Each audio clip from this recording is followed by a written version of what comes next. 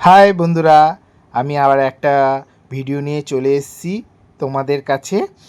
আর আজকে গঙ্গায় স্নান করতে এসেছি। আর স্নান করার আসল উদ্দেশ্যটা আমি পরে বলবো। এই ভিডিওটা দেখো, তাহলেই বুঝতে পারবে তোমরা। আর দেখো বন্ধুরা, আজ গঙ্গায় স্নান করতে এসে কত মাছ দেখলাম। এই মাছগুলো কি মাছ সেটা বলতে পারবো না।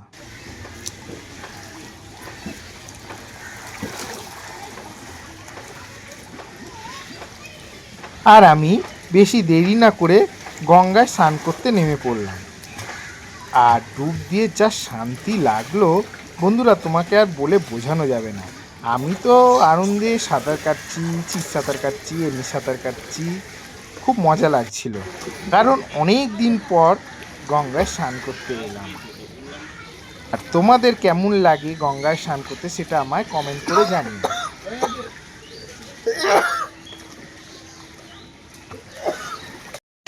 আজকে গঙ্গায় স্নান করে বাবার মাথায় একটু জল ঢাললাম। আর বাবাকে দর্শন করে মনটা সত্যি শান্তি হয়ে গেল। বলো হরে হরে মহাদেব, জয় শিবকুমার। আর গঙ্গার ধারে বাবার মূর্তি দেখে সত্যি অপূর্ব লাগছে বাবাকে। এই জগন্নাথ মন্দিরে এসছি, দেখো বাবার আছে স্নানযাত্রা। কত ভিড়, মারাত্মক ভিড়।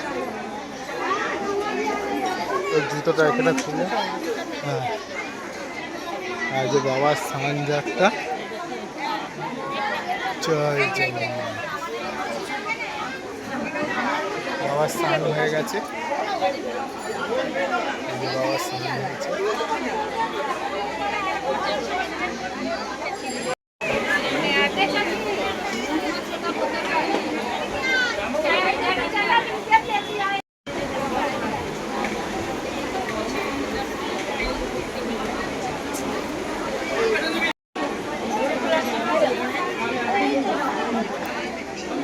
ভিড় আছে, জগন্নাথ পুজো, কত ভিড়।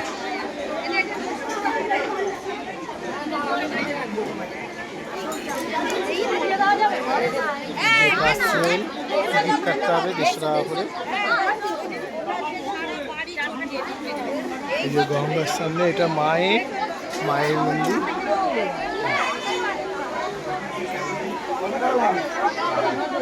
এটা হলো বাবা শিবের মন্দির।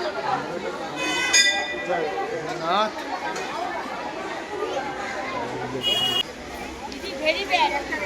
बाढ़ देंगे इसलिए।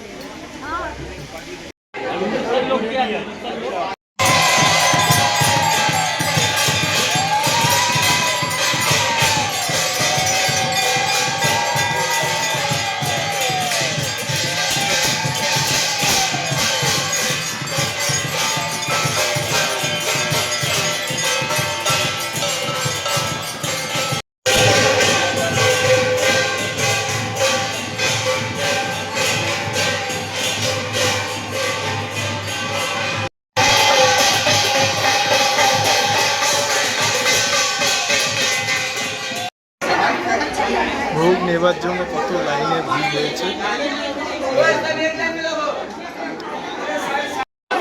মহাপ্রভুর প্রসাদ,